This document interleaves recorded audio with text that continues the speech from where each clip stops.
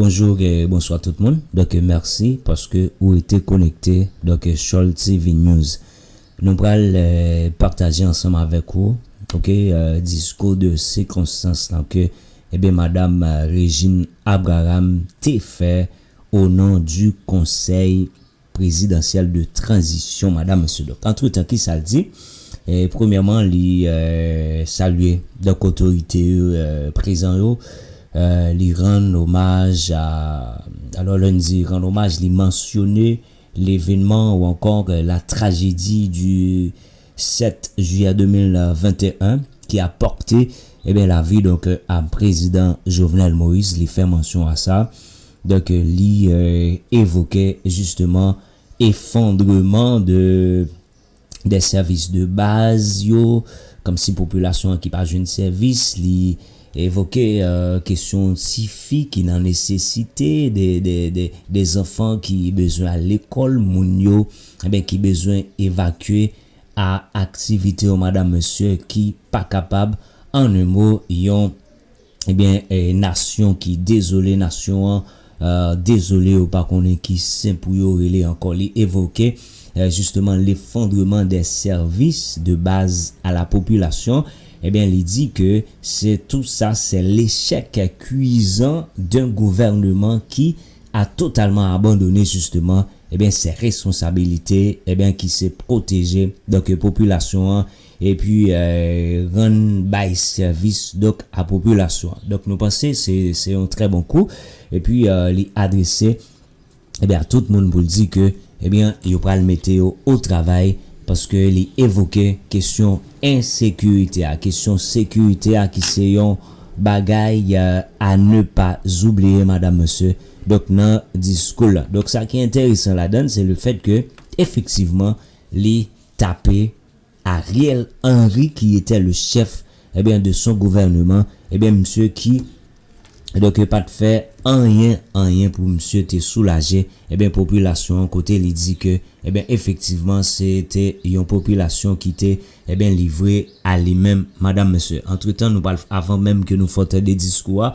gain lettre de démission que premier ministre Ariel Henry déjà sorti et dans lettre là côté il présentait la démission de son gouvernement mais gon bagay qui retenu attention tout le monde dans lettre Ariel Henry qui dit monsieur effectivement monsieur sont inconscients, il y a monde qui dit monsieur sont insouciants par rapport à phrase ça qui dit je compatis aux pertes et aux souffrances endurées par les compatriotes dans cette période. Mes amis, je compatis aux pertes et aux souffrances endurées par nos compatriotes dans cette période.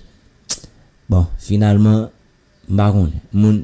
c'est Ariel qui écrit phrase ça. Peut-être c'est un monde qui écrit le monde mette phrase ça sans monsieur pas connaît. Donc c'est pas monsieur donc qui me mette phrase ça madame monsieur. Donc nous pas quitter le soin donc pour tendre madame Régine Abraham qui c'est l'unique fille qui dans le conseil présidentiel là lui-même qui fait partie des 2 membres observateurs de ce conseil. Le gouvernement échec cuisant d'un gouvernement qui a totalement abandonné ses responsabilités de protéger la population et de donner justement des services au peuple haïtien.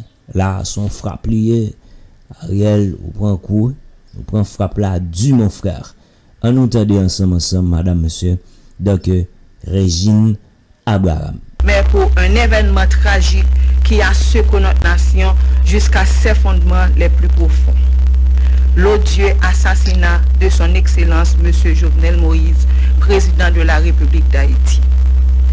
Peu importe nos affiliations politiques individuelles, ce régicide a non seulement coûté la vie à notre chef d'État, mais il a également marqué un tournant pour le pire dans la crise socio-économique et politique et a affligé notre pays depuis si longtemps, à genoux. L'extrême violence qui a suivi ce acte barbare a plongé notre nation dans le deuil et la douleur. Ces violences ont eu un impact dévastateur sur l'économie déjà en chute libre, la vie sociale par des viols collectifs persistants sur les femmes et les filles, la paupérisation des couches moyennes, la vague de déplacement de population fuyant les zones dangereuses ainsi que le pays. Pour l'année 2024, 3 millions d'enfants en Haïti nécessiteront une assistance humanitaire en raison de la montée de la violence et de l'effondrement des services de base.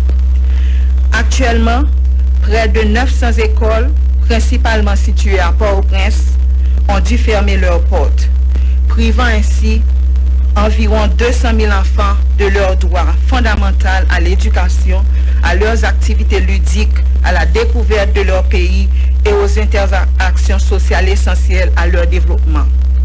En outre, de nombreux enfants sont profondément traumatisés par les violences qu'ils ont subies auxquelles ils ont été témoins. Depuis le triste événement du 7 juillet 2021, notre nation a semblé dans un ami de désespoir et de désolation. Les structures institutionnelles de l'État haïtien, déjà fragilisées par des décennies d'instabilité politique, ont subi un effondrement spectaculaire.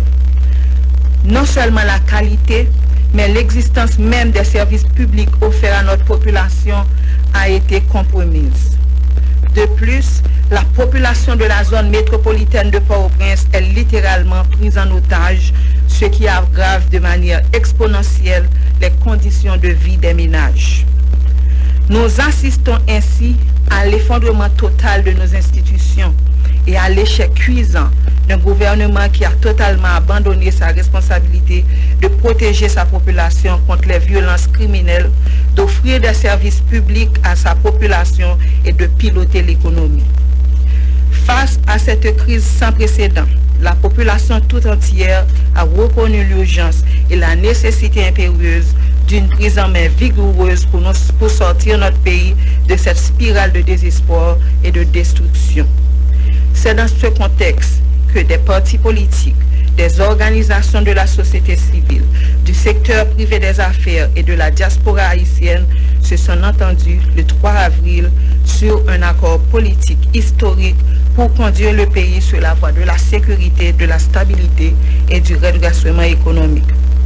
Pour ce faire, le Conseil présidentiel, émanation de cet accord politique, qui exprime une vision commune de la transition construite par les secteurs et représentant un engagement responsable envers le peuple haïtien, s'attellera au lancement de 5 grands chantiers. Le rétablissement de la sécurité publique, l'organisation de la conférence nationale et de la réforme constitutionnelle, la réalisation des élections générales démocratiques, crédibles et participatives, la restauration de la justice, de l'état de droit et des droits fondamentaux des citoyens et citoyennes, le redressement institutionnel et économique. Dans ce contexte d'insécurité généralisée qui défie les autorités de l'État, les forces de l'ordre du pays sont remerciées pour leur courage et leur dévouement. Il convient aussi de souligner le rôle crucial joué par la médiation de la CARICOM et des gouvernements des États-Unis, du Canada et de la France, ainsi que des agences multilatérales telles que l'ONU et l'OEA. Leur intervention a été un catalyseur essentiel dans le processus visant à parvenir à cet accord entre les différentes parties haïtiennes. Nous leur remercions pour leur collaboration et leur soutien à la stabilité et au progrès d'Haïti.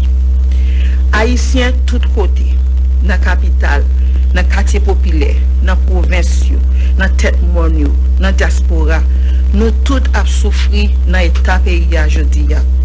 Nous avons mouru par-ci par-là. Jeunes femmes coutifiées ont suivi déjà tribo babo. Classe moyenne n'a fin décapitalisée. En pile famille qui te courir qui te caillou. Yon seul espoir c'est courir qui te pays. Nous pas doué jamais river là et ça pas doué continuer comme ça. C'est pour justement ça yo, nous même dans conseil ça, nous engager nous dans bataille ça à côté peuple haïtien. Nous connaissons les pas facile, mais c'est ensemble, tout patriote qui en dedans, couder au pays pour nous coller les épaules pour lever excampfiri pays. Aujourd'hui ne marque que le premier jour du travail nécessaire pour rétablir l'ordre, la discipline, la paix et les conditions favorables à la création de richesses dans notre pays meurtri. C'est le début d'une quête collective visant à remettre notre nation sur la voie constitutionnelle et pour espérer offrir une meilleure vie à toutes les filles et tous les fils d'Haïti. Merci à tous et à toutes. Mettons-nous tous et toutes au travail. Merci beaucoup.